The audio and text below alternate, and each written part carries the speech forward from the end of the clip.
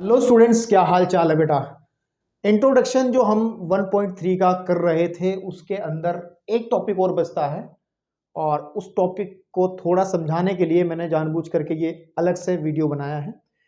Introduction पहले वाली video में कवर हो सकता था लेकिन थोड़ा लेंथ ज़्यादा था, तो मुझे लग रहा था कि ये लास्ट में ये टॉपिक पढ़ रहा था उस इंट्रोडक्शन का, तो मुझे लगता था कि आप वहाँ तक आते आते आपको हल्का सा जाएगा, लेकिन ये ज़रूरी चीज़ थी तो इसलिए मैंने इसको थोड़ा सा आपको अलग तरीके से अलग वीडियो में कराने का ही प्रयास किया। और टॉपिक जो हमारा है आपके पास में इस लेक्चर 6 के अंदर, वास्तविक संख्याओं के उपसमुच्चय,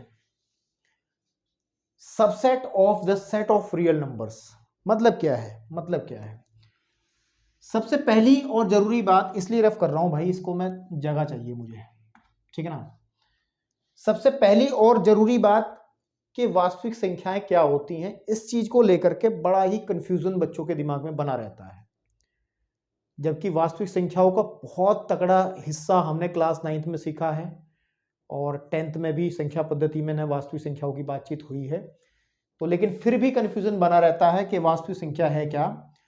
तो पहले थोड़ा सा वास्तविक संख्या के बारे में जानकारी लेंगे, उसके बाद फिर इसके उपसमुच्चय कौन कौन से होते हैं, ठीक है ना, आपके पास में, तो हम लोग आगे चलेंगे। तो बेसिकली जो संख्याएं होती हैं, जो संख्याएं हैं हमारी गणित में, है ना, आपके पास में, वो दो कैटेगरी में डिवाइड होती हैं, ठीक है।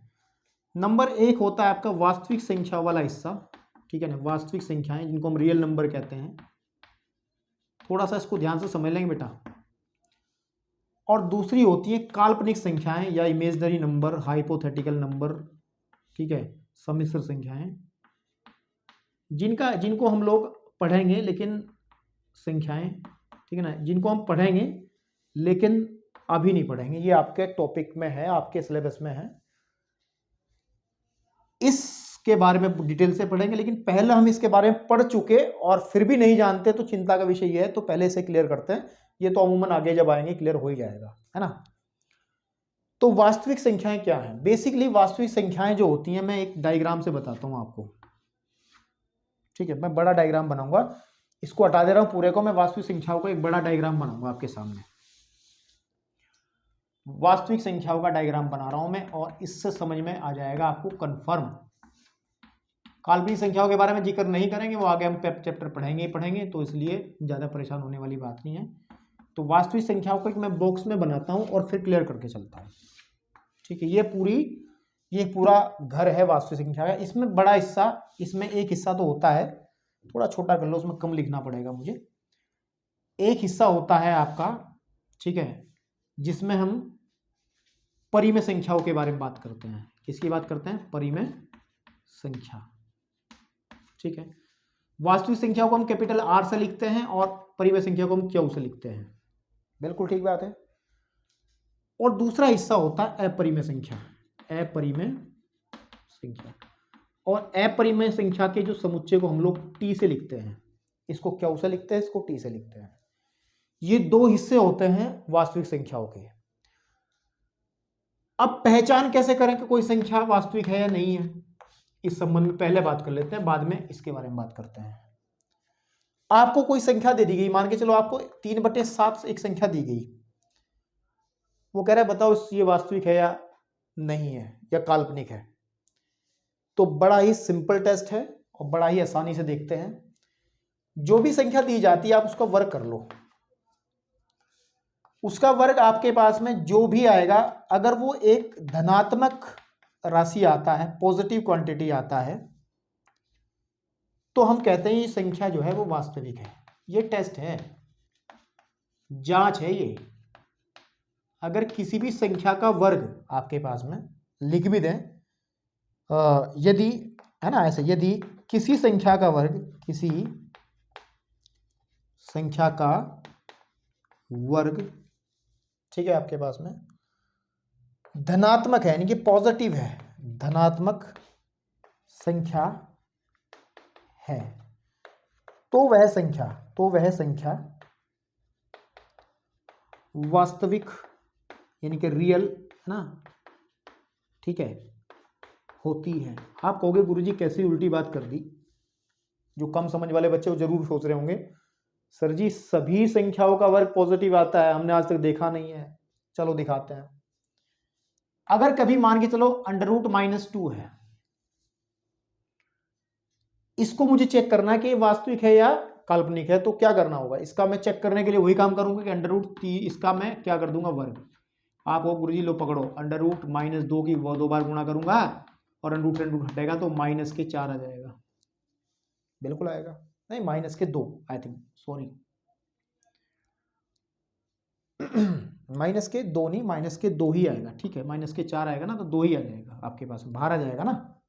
चलिए इसको ना लेकर -2 आएगा ना, क्योंकि भाई आपने पढ़ा ना √3 की गुणा √3 में कर देते हैं तो 3 आ जाता है। वो कैसे होता है कि 3 की पावर √ का मतलब होता है 1/2 और इसकी पावर 3 की पावर 1/2, जब गुणा में घातें जुड़ती है तो 3 की पावर आधी, 1/2 + 1/2 आप कहते हैं 3 की पावर 1 आ गई जी, है ना, यानी कि 3 आ गया, तो √3 × 3 हमारे पास 3 आता है। ऐसे √2 × 2 भी -2 × 2 -2 आएगा। अब देखो, अब भाई देखो, अब ध्यान से देखो, इस संख्या का वर्ग जो है माइनस में आ रहा है, आ रहा नहीं आ रहा है, तो ये क्या है, एक ऋणात्मक राशि है, ठीक है, ऋणात्मक संख्या प्राप्त हो रही है, यानी कि नेगेटिव नंबर मिल रहा है, नेगेटिव नंबर मिल रहा है।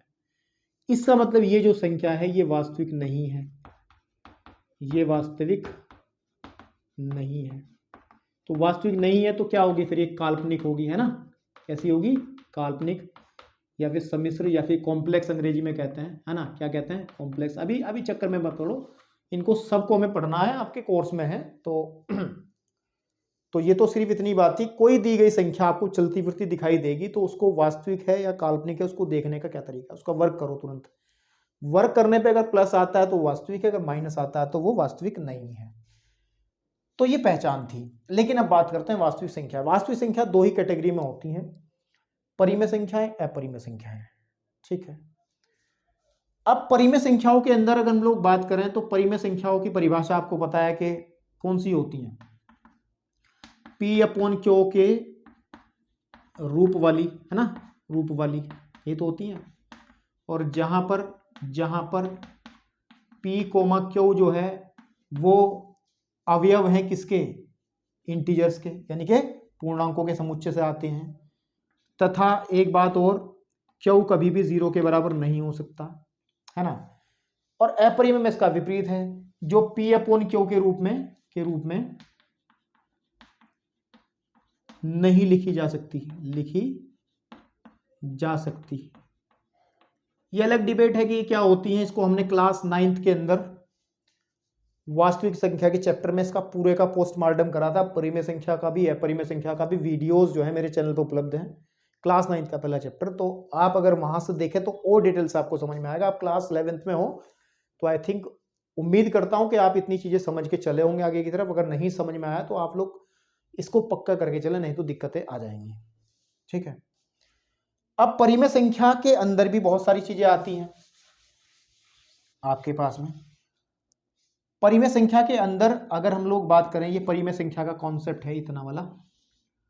परिमेय संख्या के अंदर पूर्णांक आते हैं, क्या आते हैं, पूर्णांक। और पूर्णांक आपको पता ही है कि बीच में 0, 1, 2, 3 एंड 4 ऐसे आगे तक, इधर -1, -2, -3, -4, है ना आपके पास में इधर की तरफ। तो परिमेय संख्या, क्योंकि सभी पूर्णांक परिमेय संख्या होती हैं। अब जब पूर्णांक आ गए तो इसके अंदर आपका पता कर लो, ये इधर की तरफ वाले धन पूर्णांक है, जिनको हम प्राकृतिक संख्याएं कहते हैं, प्राकृतिक संख्याएं कहते हैं। समझ में आ रही बात नहीं, थोड़ा सा खोल के लिख दूं, थोड़ा सा खोल के लिख दूं, थोड़ा सा खोल के लिख देता हूं ताकि समझ में आ जाए, और भी हटा लो इसको, ठीक है। आपके पास में ये लो, पूर्णांक आते हैं इसके अंदर, और पूर्णांक के अंदर ही हमारे क्या आते हैं, प्राकृत संख्या आती हैं, ठीक है। प्राकृत संख्या आती हैं जिनको हम कहते हैं 0 नहीं, 1, 2, 3, 4 ऐसे चलता रहेगा जिंदगी भर ये कार्यक्रम, है ना, अपरिमित होती हैं, ठीक है। धन पूर्णांक, ऋण पूर्णांक भी इसी में आते हैं। तो इसको क्या से रिप्रेजेंट करते हैं, इसको Z से रिप्रेजेंट करते हैं, और इसको N से रिप्रेजेंट करते हैं, और उसको बता दिया मैंने T से रिप्रेजेंट करते हैं। ये जो पूरी फैमिली है ये वास्तविक संख्या का परिवार है। इसमें 2 बच्चे इसके हुए थे, एक परिमेय संख्या, एक अपरिमेय संख्या। अपरिमेय संख्या का वंश आगे नहीं बढ़ा है, वो सिर्फ इतना ही है जो P अपॉन Q के रूप में नहीं लिखी जा सकती, जैसे कि √2 हो गया, पाई हो गया आपके पास में, √3 हो गया। तो इस तरीके की संख्याएं अपरिमेय संख्याएं होती हैं। और परिमेय संख्याएं जो P अपॉन Q की फॉर्म में लिखी जाती हैं, और जहां P और Q पूर्णांक होते हैं, Q 0 के बराबर नहीं हो सकता, वो परिमेय संख्याएं हैं। परिमेय संख्याओं के अंदर घुसते हैं तो हमें पूर्णांक भी दिखाई देते हैं, क्योंकि सभी पूर्णांक परिमेय संख्याएं होती हैं। पूर्णांकों के अंदर घुस के देखते हैं तो प्राकृत संख्या दिखाई देती हैं। इतना चिल्ला के हो रहा हूं, इतना बता के हो रहा हूं, उसका कारण अभी बताऊंगा मैं आपको। और मात्र इतनी डेफिनेशन परिमेय संख्याओं के लिए पर्याप्त नहीं है, इतनी डेफिनेशन अपरिमेय संख्याओं के लिए पर्याप्त नहीं है। उसके अंदर हम शांत, अशांत, आवर्ती, अनावर्ती, है ना, आपके पास वो सब जिक्र करते हैं, जो कि 9th और 10th में हमने पढ़ा था। तो उसको एक बार अच्छे से नॉलेज में जरूर ले लेना। इसको कहने का मेरा मकसद क्या है, क्योंकि आप इस पूरे डायग्राम से एक बात देख रहे होंगे कि जो आपका Q है ना, Q मतलब परिमेय संख्या, वो वास्तविक संख्या का उपसमुच्चय। बस ये खेल था, ये मुझे बताना था कि जो आपका Q है वो वास्तविक संख्या का उपसमुच्चय है और उचित उपसमुच्चय है। सही मायने में क्या कहेंगे, उचित उपसमुच्चय है। ठीक है, उचित के लिए मैं लाइन बना लेते हैं, है ना, आपके पास में से इतना लिखोगे तब भी चल जाएगा, उचित लिखोगे तब भी चल जाएगा, कोई दिक्कत नहीं है। और साथ ही साथ हम ये भी देख पा रहे हैं कि जो Z है वो भी रियल नंबर वास्तविक संख्या का उपसमुच्चय, क्योंकि वो भी तो इसकी फैमिली का हिस्सा है। साथ ही साथ हम जो नेचुरल नंबर है n, जो प्राकृतिक संख्याएं हैं, वो भी वास्तविक संख्या का उपसमुच्चय है। और दूसरी तरफ देखें तो जो t है वो भी आपका वास्तविक संख्याओं का उपसमुच्चय है। बात समझ रहे हो नहीं जो मैं कहना चाह रहा हूं? तो इस चीज को समझाने के लिए मुझे इतना ये जो है ये चीजें बतानी पड़ी आपको। ठीक है, नोटेशन अच्छे से याद रखनी है कि Q क्या है, Z क्या है, N क्या है और T क्या है। इसमें इतनी बातें अगर आप समझ लोगे मेरे भाई तो और अच्छे से क्लियर हो जाएंगी। एक चीज और देख पा रहे होंगे कि जो Z होता है वो उपसमुच्चय होता है Q का, मतलब परिमेय संख्या के अंदर ही तो पूर्णांक आते हैं। और जो नेचुरल नंबर है वो भी उपसमुच्चय होगा किसका, Z का। देख लो, पूर्णांकों के अंदर ही तो प्राकृत संख्या आती हैं। या ये भी कह सकते हैं कि नेचुरल नंबर जो है उपसमुच्चय है Q का। ये सब खेल आपको याद होने चाहिए, ये सारी की सारी बातें आपको अच्छे से क्लियर होनी चाहिए, क्योंकि अगर क्लियर नहीं होंगी तो भैया इस गणित की इस ब्रांच को हम कहते हैं मॉडर्न अलजेब्रा, आधुनिक गणित। और ये आधुनिक गणित में ज़्यादा सोचना पड़ता है, लिखना कम पड़ता है। तो ऐसी बातें आपको क्लियर होनी आवश्यक है। ठीक है मेरे भाई, तो अब ये तो हुआ वास्तविक संख्याओं के उपसमुच्चय कौन कौन से हुए, Q है, Z है, N है, T है, तो ये सब हैं।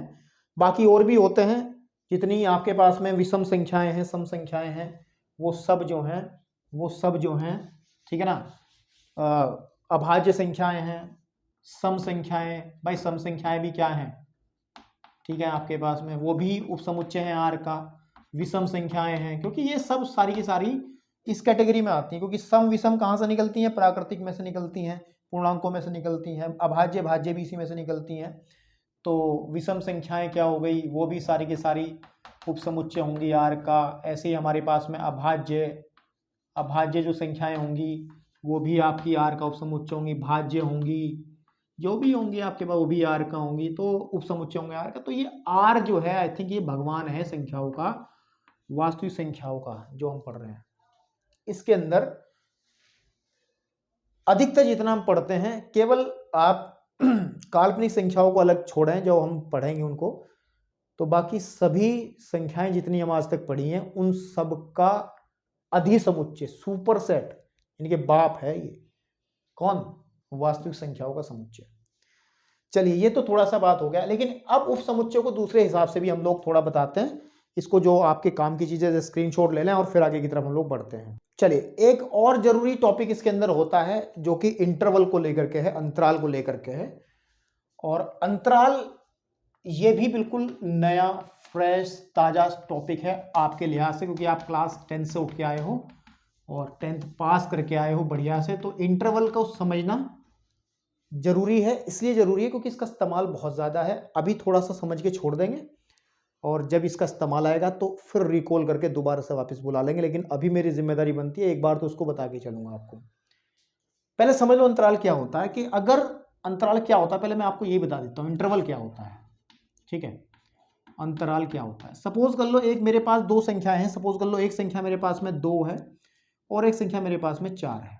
4 ले लो या 5 ले लो, कुछ भी ले लो, मैं ऐसे ले रहा हूँ। ये भी वास्तविक संख्या है, ये भी वास्तविक संख्या। ये कह सकते हैं कि 2 और 5 दोनों ही वास्तविक संख्या के समुच्चय में से आते हैं। तो अगर मैं देखूं कि 2 और 5, अगर इसको संख्या रेखा पे दिखाई दूं मैं, कहीं संख्या रेखा पे यहाँ कहीं ना कहीं 2 है और यहाँ कहीं ना कहीं 5 आ जाएगा, यहाँ कहीं 1 होगा, यहाँ 0 होगा, तो मैं केवल 2 और 5 को डिस्कस कर रहा हूँ कि 2 ही संख्याएं हैं। तो यहां से यहां तक का हिस्सा, इसके बीच का हिस्सा, 2 और 5 के बीच का हिस्सा, बशर्ते पहली संख्या छोटी लेनी होती है, दूसरी संख्या बड़ी लेनी होती है। तो 2 से 5 के बीच का हिस्सा ये आपका अंतराल कहलाता है, इंटरवल कहलाता है। और हम लोग इस अंतराल को वास्तविक संख्या के उप समुच्चय के रूप में भी जानते हैं, जो कि इस टॉपिक के बारे में हम अभी बात करेंगे। तो अंतराल समझ में आया। ऐसे ही हमारे पास सपोज कर लो ये संख्या रेखा, यहाँ पे 0 है, ये -1 -2 -3 ऐसे है, इधर 1 है, इधर 2 है, इधर 3 है, इधर 4 है, यहाँ कहीं 1/3/2 होगा, है ना, यहाँ पे कहीं 1/2 होगा। ऐसी भी तो संख्याएं होंगी, कहीं जरूर ही पूर्णांक ही होंगे आपके पास में, तो और भी संख्याएं होंगी, बीच में भी बहुत सारी संख्याएं होंगी। भाई एक अंतराल में बहुत सारे पॉइंट्स होंगे, जैसे इसी में बात करते हैं। इसके बीच में आप कहोगे कौन कौन सी संख्या, अगर कहें प्राकृतिक संख्या पूर्णांक कौन कौन से होंगे, आप कहोगे जी 3 होगा और 4 होगा। लेकिन अगर कहें वास्तविक संख्या कितनी होंगी, तो क्या गिन पाओगे क्या? नहीं। इसके अंदर आप अपरिमेय संख्याओं को ही नहीं गिन पाओगे कितनी हैं। इनके बिल्कुल बीच में बनेगा 7/2, चेक कर लो। फिर इनके बीच में अगर बनाएं, यहां पे एक संख्या आएगी, इनके बीच में भी एक संख्या आएगी, इनके बीच में भी एक संख्या आएगी, इनके बीच में भी, तो मतलब असंख्य संख्याएं इनके बीच में होंगी। और जब इनके बीच में बहुत सारी संख्याएं होंगी और सारी की सारी वास्तविक होंगी, तो उनको एक समुच्चय के रूप में लिखा जा सकता है। और वो जो समुच्चय आएगा वो होगा तो किस में से? रियल नंबर में से ही। जब वो रियल नंबर में से होगा तो हम उस समुच्चय को कह सकते हैं कि ये वास्तविक संख्या के समुच्चय का उप समुच्चय है, और ये समुच्चय ही तो कहलाता है अंतराल। तो अंतराल जो है वो हमेशा उप समुच्चय होता है रियल नंबर का। अब हमें ये पढ़ना है कि अंतराल कैसे कैसे और कौन कौन से होते हैं, इसको जरा ध्यान से देखना है। तो मुझे लगता है आपको अंतराल समझ में आया होगा कि दो संख्याओं में अगर पहली संख्या एक बड़ी ले लें और एक छोटी ले लें, तो यहाँ पे दोबारा लिख लेता हूँ ताकि रिलेट करते हुए चलें। जो मैंने एग्जांपल 2 लिया था, 5 लिया था, और इस वाले हिस्से को, ये जो बीच का हिस्सा है, इसको हम लोग अंतराल कहते हैं। इसके बीच में जितनी भी संख्याएं आएंगी वो अंतराल के अवयव होंगे, है ना, आपके पास में अंतराल। इंटरवल अंग्रेजी में कहते हैं, इंटरवल, ठीक है, आपके पास में इंटरवल्स, ठीक है, ओके। और ये सारे के सारे रियल नंबर हैं, और आप देख रहे हैं कि 2 और 5 जो है वो रियल नंबर में से आता है, और जो 2 है वो छोटा है 5 से, है ना।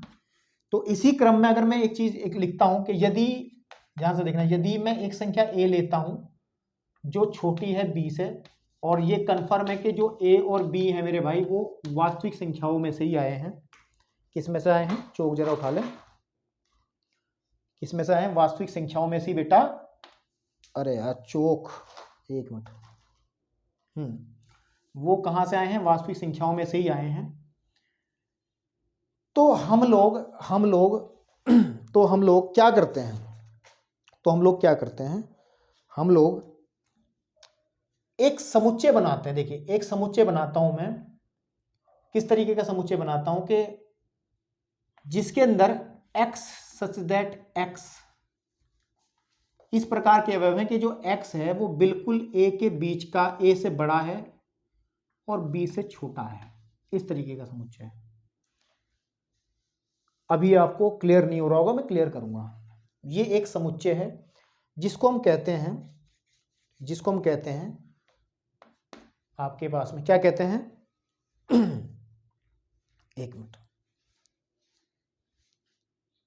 जिसको हम कहते हैं ये एक क्या है? ये वास्तविक संख्याओं का समुच्चय है। वास्तविक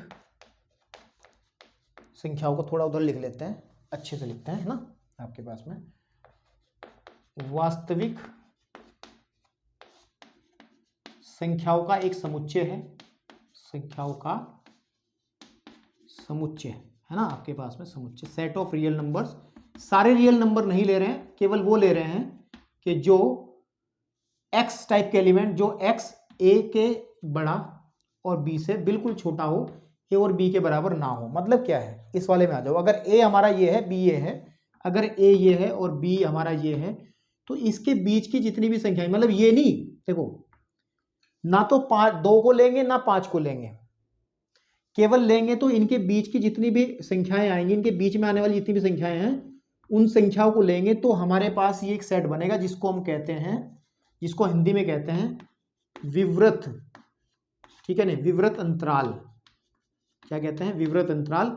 अंग्रेजी में रखोगे ध्यान तो ज्यादा समझ में आएगा। इसको कहते हैं ओपन इंटरवल, ओपन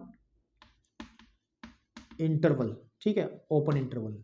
ये वाला जो है ओपन इंटरवल क्या हो गया हमारे पास में ये, और इसका डिनोट करने का तरीका ये रहेगा, इसको हम लोग कहते हैं ये, और इसको लिखने का तरीका ये रहेगा कि ए बी को हम इस छोटे ब्रैकेट से लिखते हैं, जो कि एक ओपन इंटरवल को प्रदर्शित करने का एक चिन्ह होता है, और इसका मान जो है वो बराबर होता है, इसके अंदर एक्स टाइप के एलिमेंट होते हैं, और एक्स जो है वो वैल्यू जो लेता है वो ए से बड़ी और बी से छोटी लेता है, इसके बीच की लेता है। समझ में आ रही है बात? तो ये हुआ आपके पास में, इसको कहते हैं हम ओपन इंटरवल। ओपन इंटरवल मैं संख्याओं में उधर आपको बता रहा हूं ताकि रिलेट करके समझते रहें आप चीजों को, और इधर ये कंफर्म है कि अगर मैं इसको मैं वास्तविक संख्या पे दिखाऊं, वास्तविक संख्या रेखा पे दिखाऊं, मैं वास्तविक संख्या रेखा पे इसको मैं दिखाने का प्रयास करूं इस इंटरवल को, तो कैसे ये दिखाई देगा? ये दिखाई देगा ऐसा कि अगर सपोज कर लो संख्या ए यहाँ है, जैसे मैंने वहां 2 ली थी, और बी यहाँ है, तो मेरे भाई ध्यान रखना है, तो इस इंटरवल के अंदर, इस अंतराल के अंदर जो मान लिए जाएंगे वो पहले तो आप देखो जो पॉइंट हैं उन पे गोली बना लो, एक ऐसी, एक गोली यहां बना ली, एक गोली यहां बना ली। समझ में आ रही बात? अब हमें पता है कि x जो मान लेगा इनके बीच में से लेगा, इनके बीच में से लेगा, तो इस लाइन को गाढ़ा कर दो। ठीक है, इसके बीच का लेगा, इस लाइन को आप क्या कर दो, बिल्कुल गाढ़ा कर दो, यानी कि यहां से मान लेगा। लेकिन वो क्या कर रहा है, वो ना तो ए का मान ले रहा है ना वो बी का मान ले रहा है, तो इन गोलियों को भी आप ऐसे ही छोड़ दोगे बिना रंगे।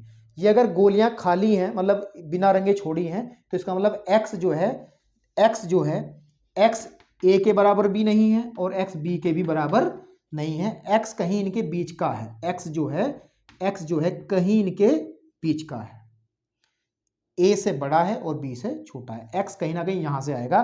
तो इस वाले इंटरवल को हम लोग कहते हैं, ये ओपन इंटरवल वाली कैटेगरी है, ये ओपन इंटरवल है, या हिंदी में, अंग्रेजी में इसको कहते हैं, हिंदी में कहते हैं विवृत अंतराल। इसी तरीके से इसका दूसरा हिस्सा है, ये पहला इंटरवल कहलाता है विवृत अंतराल, नंबर 1 अगर यहां डाल दें। दूसरे की तरफ बढ़े अगर हम लोग, दूसरे की तरफ अगर हम बढ़ें, अब इसी को थोड़ा सा समझते चलेंगे। अगर एक वास्तविक संख्याओं का समुच्चय, एक हम लें वास्तविक संख्याओं का, वास्तविक संख्याओं का अगर मैं समुच्चय इस प्रकार बनाऊं कि उसमें x टाइप के एलिमेंट हो और x जो हो वो a से तो बड़ा b से छोटा लेकिन इनके बराबर भी हो जाए।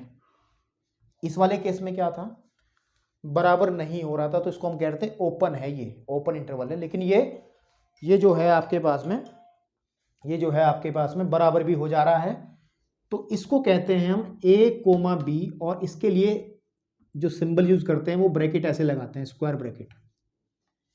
इस वाले में हम लगाए थे ये छोटे वाले ब्रैकेट, याद रखना ओपन के लिए हम लोग छोटे वाले ब्रैकेट यूज करते हैं, और ये जो है ये डिनोट करता है क्लोज, यानी कि इसको कहते हैं हम संवृत। ठीक है नहीं, आपके पास में कैसा, संवृत अंतराल, संवृत अंतराल, या अंग्रेजी में क्लोज, क्या, क्लोज इंटरवल, क्लोज इंटरवल। ये बंद है, ये बंद है। तो अगर इसको भी हम संख्या रेखा पे इस तरीके से वास्तविक संख्या पे दिखाएं, तो वास्तविक संख्या पे इसको दिखाएं वास्तविक संख्या पे, संख्या रेखा पर इसको देखें, ठीक है। तो ये कैसा दिखाई देगा कि यहाँ पे सपोज कर लो ये ए पॉइंट है, यहाँ पे बी पॉइंट है। ये ध्यान रखना है, ये ध्यान रखना है कि हमारे पास में आई थिंक ये एक नंबर यहाँ से शुरू करेंगे, यहाँ से एक नंबर, तो ऊपर वाली लाइन ये दो सबके लिए है, ये सबके लिए है।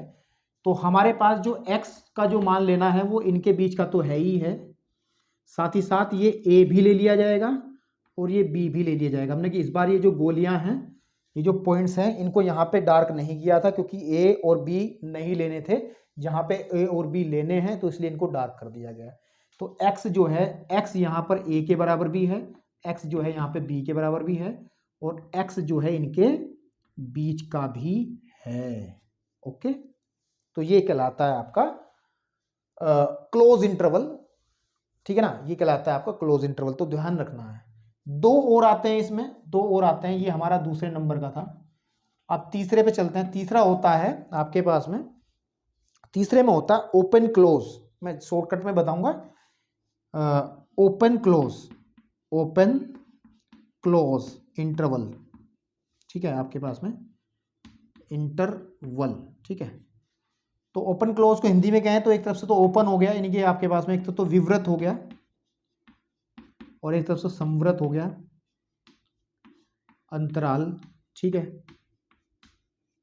ओके, तो ये अंतराल कैसा होता है कि अगर ये देखो ये राइट साइड से क्लोज है और लेफ्ट साइड से ओपन है, तो इसका मतलब क्या है, इसी में चेंज कर लो।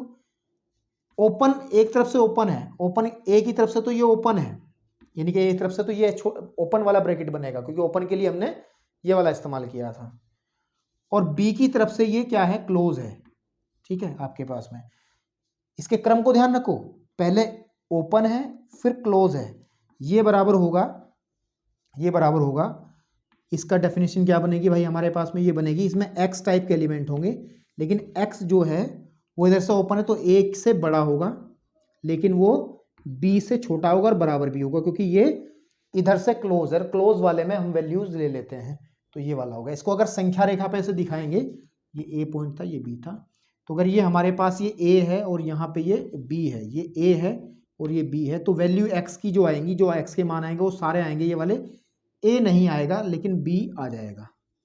इसको कहते हैं हम लोग ओपन क्लोज इंटरवल या फिर विवृत संवृत अंतराल, या फिर इसके कहते हैं लेफ्ट ओपन, या इसको ये भी कह सकते हैं राइट क्लोज।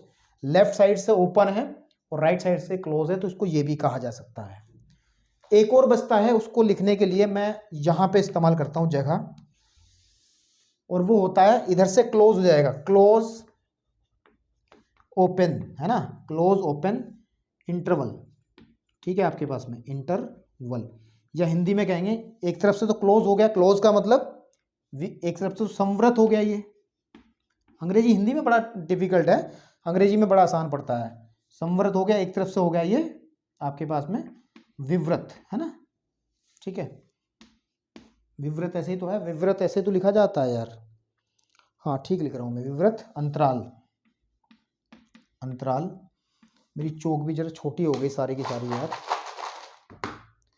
तो कोई नहीं, अब निकाल लेंगे इसको, टॉपिक को खत्म करके नया डब्बा निकालना पड़ेगा। तो उसमें क्या है, इसमें क्या है, इस तरफ से क्लोज हो जाएगा तो इधर तो ऐसा ब्रैकेट आ जाएगा, है ना, आपके पास में। और देखिए जरा, एक चेयर तो नहीं मेरी आ रही इसके अंदर, आपको देखने में दिक्कत तो नहीं हो रही है? नहीं, ठीक है, सब बढ़िया चल रहा है, ओके। तो यहाँ पे इधर की तरफ तो ये ओपन यानी कि क्लोज ए हो गया, इधर से ये बी हो जाएगा और इधर से ये ओपन, तो इसका मतलब हो जाएगा आपके पास में ये सेट होगा, इसमें एक्स टाइप के एलिमेंट है, सच दैट एक्स जो वैल्यू लेगा इधर से तो बराबर रहेगा ए के, लेकिन इधर बी के बराबर नहीं होगा। और संख्या रेखा पे इसको दिखाएं अगर, तो अगर यहाँ पे ए है, यहाँ पे बी है, तो ये जो हमारे पास में बी का मान नहीं लिया जाएगा और ए वाला मान आसानी से इसको लेना पड़ेगा यहाँ। अभी आपको थोड़ा कम समझ में आ रहा होगा, मैं समझ रहा हूँ इस चीज़ को, क्योंकि 10वीं में ऐसी कोई कहानी नहीं थी, तो लेकिन अब ये कहानी आपको सुननी पड़ेगी। और अगर 4-5% समझ में आ गया तो अपने आप को बहुत बड़ी खुशी की बात समझना, जब क्वेश्चंस में इस्तेमाल करूंगा ना तो वहाँ रिपीट करूंगा तो वहाँ पे आपको अच्छे समझ में आएगा। तो ये 4 टाइप के इंटरवल आए, तो एक बार सम अप करते हैं फिर आगे बढ़ते हैं। तो आई थिंक इसका स्क्रीनशॉट आप ले लो और तब आपको बात बनेगी। चलिए मैं अब थोड़ा सा रफ कर रहा हूँ, या पूरा ही रफ कर रहा हूँ। और मैं एक बात सम अप कर दूं कि जो अंतराल थे वो कौन कौन से थे, वो जो अंतराल थे वो कौन कौन से थे। उसके बाद फिर हम लोग इस इंट्रोडक्शन को समाप्ति की ओर लेके चलेंगे। देखिए नंबर 1 था आपका पास में ओपन इंटरवल, मैं अंग्रेजी में ही बात करूंगा, ओपन इंटरवल, ठीक है, आपके पास में ओपन इंटरवल।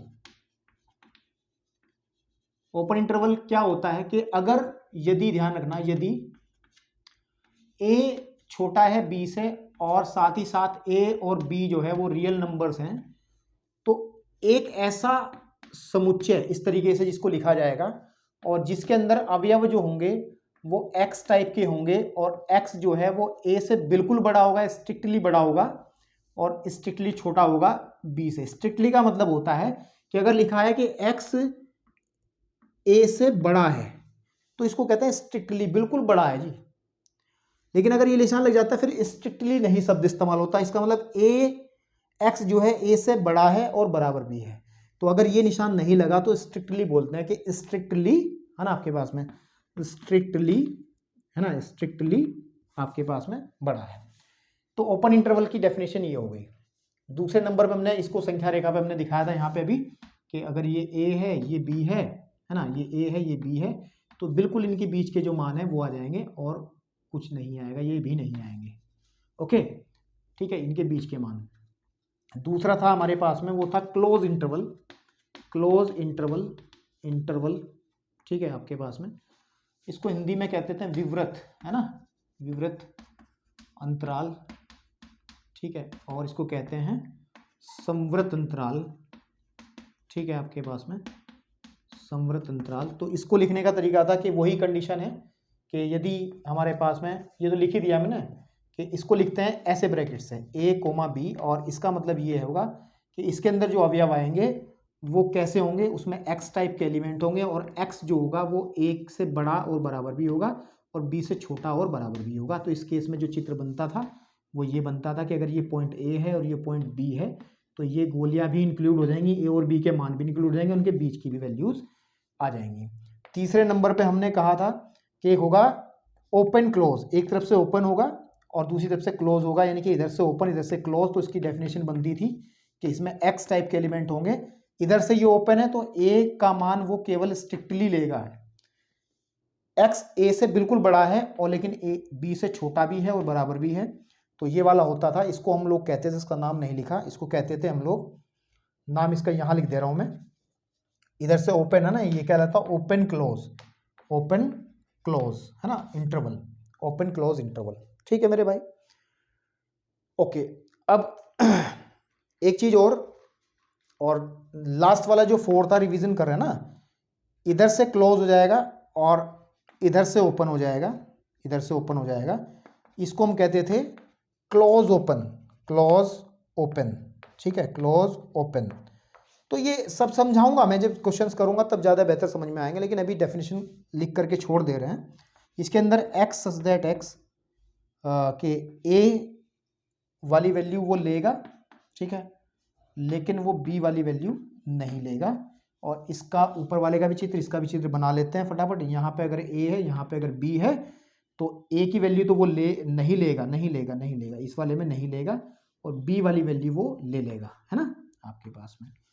इस वाले केस में अगर हमारे पास में ये a है ये b है और यहाँ से यहाँ तक का जो चक्कर है इसका, इसमें a का मान तो ले लेगा लेकिन इसमें b का मान नहीं लेगा, ठीक है।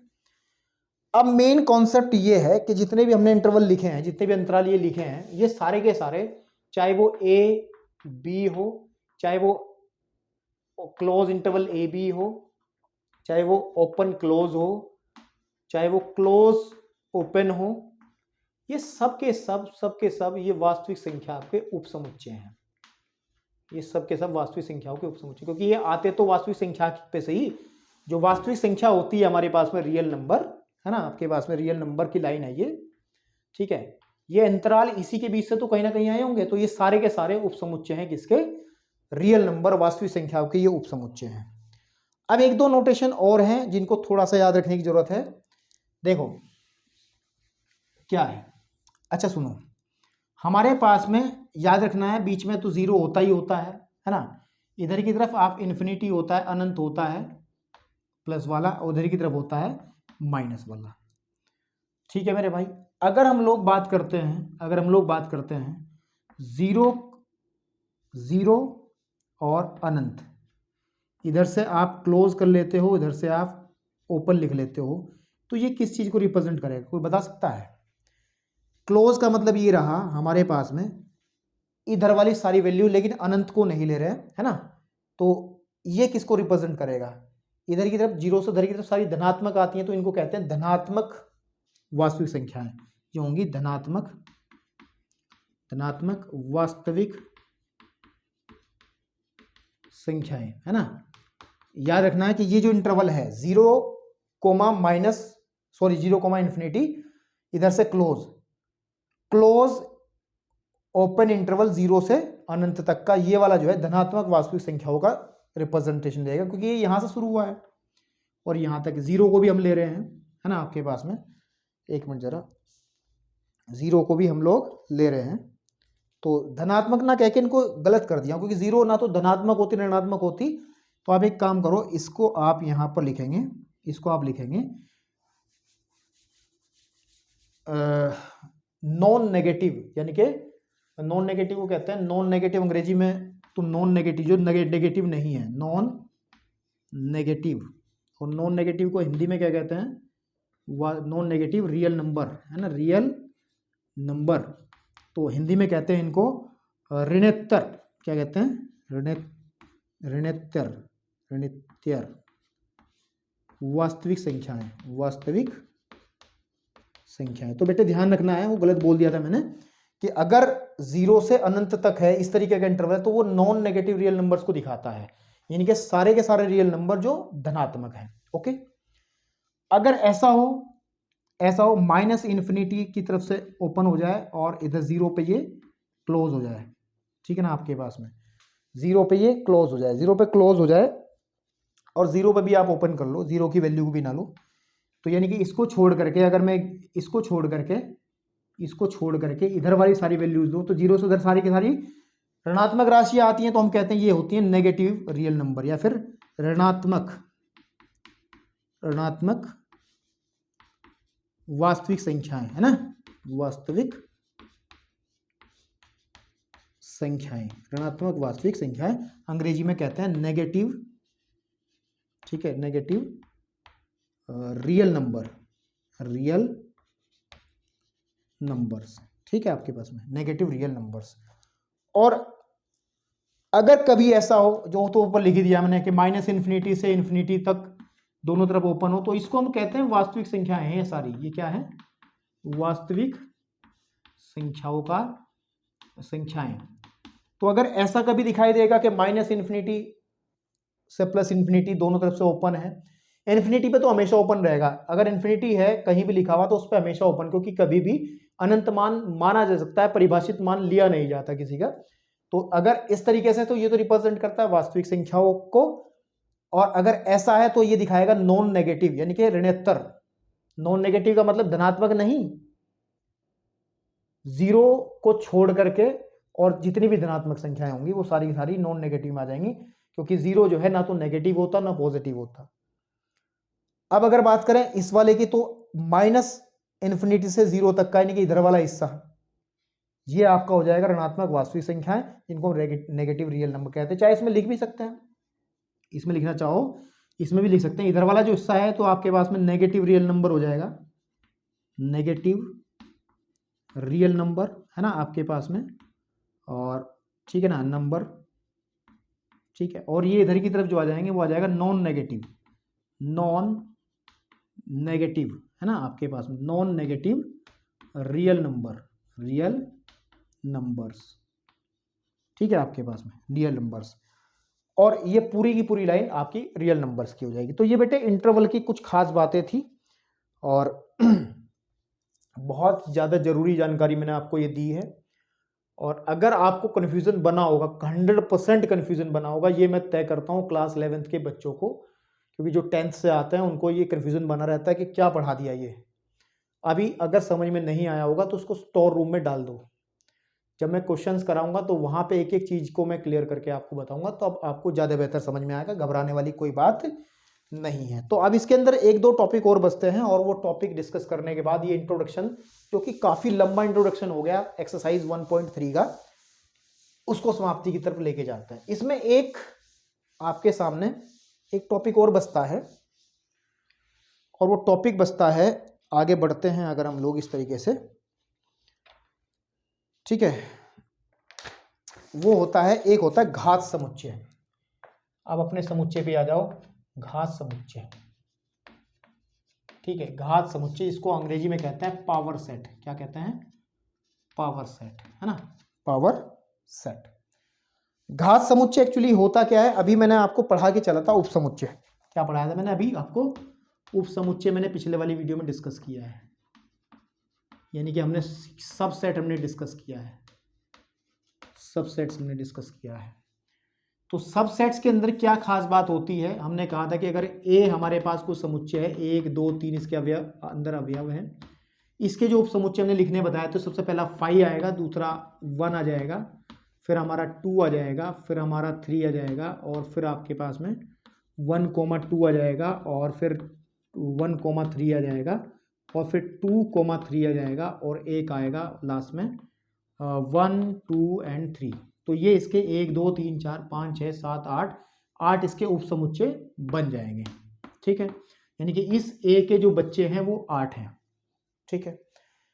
अब अगर हम लोग एक काम करें, एक सेट तैयार करें जो इसके उपसमुच्चयों का समुच्चय हो। जैसे इसमें 5 ले लिया, 1 भी ले लिया, 2 भी ले लिया, और 3 भी ले लिया, फिर 4 भी ले लिया, अरे 4 कहाँ से आ गया, 1, 2 ले लिया, फिर 1, 3 ले लिया, ठीक है, और फिर 2, 3 ले लिया, और एक और बचता है हमारा, कौन सा, इसको सेपरेट कर लो कभी मिक्स हो जाए, 1 2 एंड 3 ले लिया, 1 2 एंड 3 ले लिया। तो इन सब उपसमुच्चयों का एक मैंने समुच्चय बना दिया बड़ा, ठीक है, समझ में आ रही बात। जितने भी उपसमुच्चय थे इसके, मैंने सबका उपसमुच्चय बना दिया। किसी बाप की पावर, किसी भी पिता की पावर उसके बच्चों में होती है। तो ये इसके बच्चे हैं, इन बच्चों को एक फैमिली में बना दिया। तो इसी को कहते हैं हम ए का घात समुच्चय, ए का घात समुच्चय। बात समझ रहे हो? ए का घात समुच्चय ये बनेगा। अगर ए बराबर 1 2 3 हो तो ए का घात समुच्चय, यानी कि घात समुच्चय क्या है, किसी भी समुच्चय के उप समुच्चयों का समुच्चय जो होता है वो घात समुच्चय होता है। शॉर्टकट में लिखते हैं power set of A, P of A is equal to हो जाएगा, ये 5 हो गया, 1 हो गया, 2 हो गया, 3 हो गया, 1, 2 हो गया, और 1, 3 हो गया, और 2, 3 हो गया, है ना आपके पास में, और 1 2 एंड 3 हो गया, ठीक है आपके पास में ये। तो ये हो गया आपके पास में इसका घात समुच्चय। तो घात समुच्चय के संबंध में सिर्फ इतनी बात आप ध्यान रखें, ज़्यादा परेशान होने वाली कोई बात नहीं है।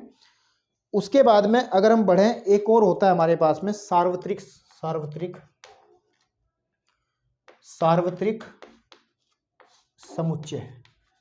सार्वत्रिक समुच्चय समुच्चय की दुनिया का भगवान है। इसको अंग्रेजी में यूनिवर्सल, ठीक है आपके पास में यूनिवर्सल सेट कहते हैं।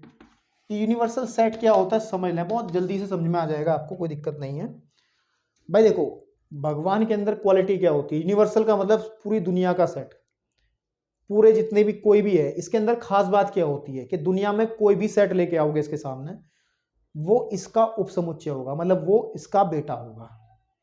इसके अंदर खास बात है जैसे भगवान के अंदर होती है कि वो अपना रूप बदलता रहता है। मतलब क्या कि जैसे कि मैंने कहा कि ए मैंने लिखा 1 2 एंड 3, तो ये तुरंत कहेगा जी मैं तो यूनिवर्सल सेट को यू से लिखते हैं, सार्वत्रिक समुच्चय को हम यू से लिखते हैं। तो मैं कहूँगा यू जो हूँ मैं तो 1 2 3 4 5, चाहे एक ही एलिमेंट फालतू दिखाएगा लेकिन दिखाएगा, और कहेगा देखो तुम मेरे बेटे हो।